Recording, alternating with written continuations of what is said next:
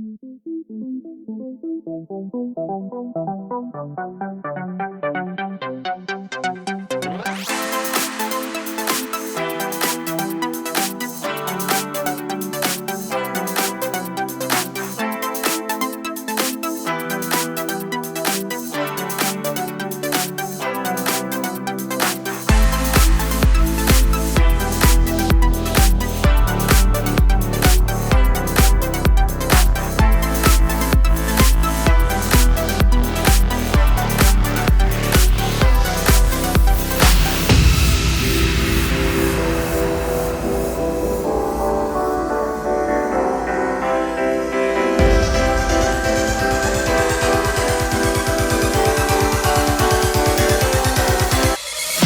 क्या पता था कि यह प्रोजेक्ट उनकी जिंदगी के एक बहुत ही खास अध्याय की शुरुआत होगी।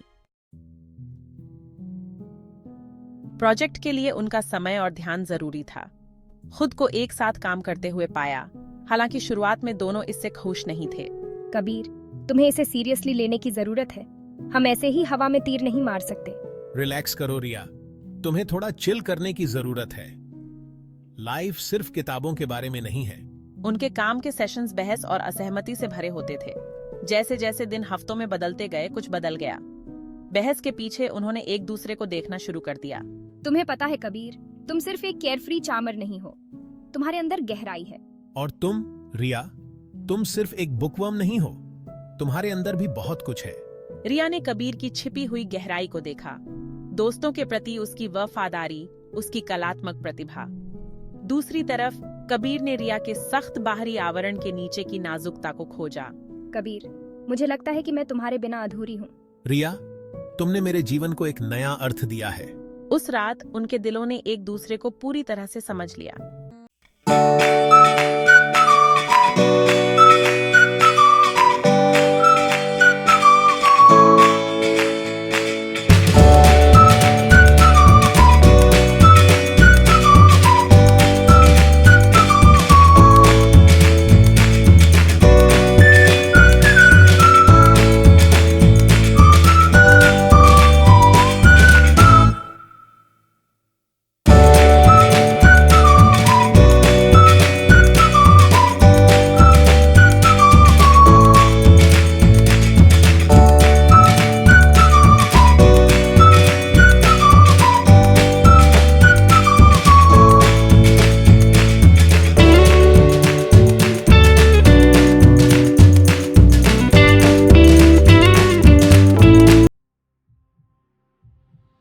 जिंदगी ने एक मोड़ तब लिया जब रिया को अजीबोगरीब फोन आने लगे।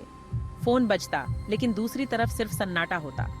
शुरुआत में उसने इसे एक शरारत समझकर खारिज कर दिया, लेकिन फोन आते रहे और उनकी फ्रीक्वेंसी बढ़ती गई। कबीर, मुझे ये साइलेंट कॉल्स आते रहते हैं, ये मुझे डराने लगा है। कोई बात नहीं रिया, बस किसी की शरारत होगी, इसके बारे में चिंता मत करो। लेकिन रिया बेचैनी की भावना को दूर नहीं कर सकी। फोन आने से वह प्रभावित होने लगी। उसे चिंता और घबराहट होने लगी। एक खास तौर पर भयावह रात में उसे एक फोन आया। इस बार कर्कश आवाज में किसी ने फुसफुसाया, मैं तुम्हारे करीब हूँ। डर ने उसके दिल को जकड़ लिया। वह कल्पना नहीं कर रही थी, कोई उसे देख रहा था। फोन आते रहे, हर एक फोन मेरे हौसले को तोड़ता रहा। नींद मुश्किल हो गई। उसकी जगह बुरे सपने और डर की भावना ने ले ली। मैंने क्लास जाना बंद कर दिया, अपने कमरे से बाहर निकलने से डरती थी।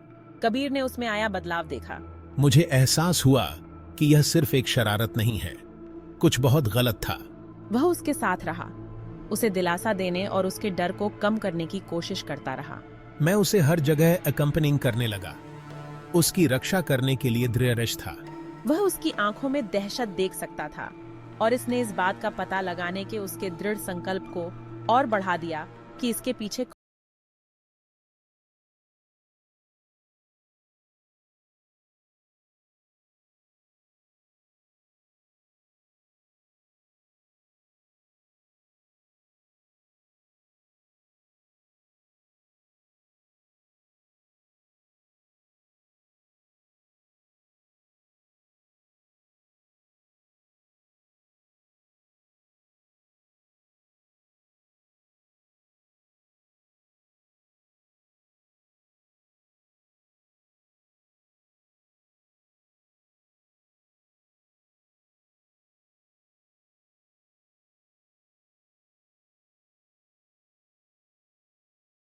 आने देने के लिए तैयार नहीं था। रिया ने कबीर को आपबीती सुनाई। उसे बताया कि समीर के हाथों उसने कितनी भयावह यातनाएं सही थीं। कबीर धैर्य से सुनता रहा। उसका खून गुस्से से खौल रहा था। मेरी कसम रिया, मैं उसे इसकी सजा दूंगा। अगले दिन कबीर ने अपने कुछ दोस्तों के साथ समीर का सामना करने का फैसला किया। उन्होंने उसे एक लोकल पार्क में पाया। उसका व्यवहार एरोगेंट और खतरनाक था। कबीर अपनी प्रोटेक्टिव भावनाओं से भरा हुआ उसकी ओर चल पड़ा। रिया से दूर रहो, वह तुमसे कोई लेना देना नहीं चाहती। समीर ने उपहास किया। उसकी आंखें द्वेष से भरी हुई थीं। ये तुम्हारा कोई काम नहीं है। रिया और मेरा एक अतीत है। उसका अतीत तुम्हारी कोई चिंता नहीं है। हाथापाई शुरू हो गई, लेकिन कबीर और उसके दोस्त समीर पर काबू पाने में कामयाब हो गए। उन्होंने उसे चेतावनी दी कि अगर उसने फिर कभी रिया से संपर्क करने की हिम्मत की तो उसके गंभीर परिणाम होंगे। पराजित और अपमानित समीर पीछे हट गया, लेकिन रिया पर अंतिम जहरीली निगाह डाले बिना नहीं। इस घटना ने रिया को हिलाकर रख दिया, लेकिन उसे राहत की अनुभूति हुई। समीर के चले जाने से रिया के जीवन में शांति लौट आई। फोन आने बंद हो गए और जो डर हफ्तों से उसे सता रहा था वह कम होने लगा। कबीर की बदौलत वह आखिरकार बेफिक्र होकर सांस ले सकी। कबीर, मैं नहीं जानती कि मैं तुम्हारा शुक्रिया कैसे अदा करूं। उसकी रक्षा करने की प्रक्रिया में कबीर ने उसे प्यार और सम्मान का असली मतलब दिखाया था। वह उसके साथ एक चट्टान की तरह खड़ा था, उसके डर का सामना कर रहा था। उनकी दोस्ती कुछ और गहरी, कुछ अनमोल में बदल गई थी। मुझे लगता है कि मैं तुमसे प्यार करती हूँ कबीर। उसकी दयालुता, उसकी हिम्मत, उसके अटूट समर्थन ने उसका दिल जीत लिया था। और कबीर, जो हमेशा बनावटी रूप के लिए गिरता था, ने रिया के गंभीर रूप के नीचे छिपी ताकत और सुंदरता को खोज लिया। रिया, मैं भी ऐसा ही महसूस करता हूँ। चलो जिंदगी जो भी हमारे सामने लाए उसका सामना एक साथ करते हैं।